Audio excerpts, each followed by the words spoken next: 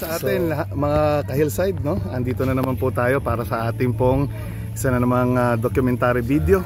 Galing po dito sa Blessed Hillside Tubig. May binigay niya sa atin dito sa lugar, no? Marami.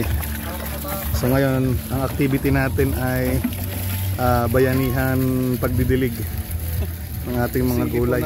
Bago tayo po ito ngayon, umaabot na halos ng 800 pesos po ang per kilo niyan ngayon. Aktibidad po na ginagawa po natin dito sa Blessed Hillside Integrated Farm na tinatry po natin na gisingin muli yung pong pagmamahal ng mga kabataan sa agrikultura, ano? Sapagkat alam nyo naman, mahalaga ang sektor ng agrikultura, ano?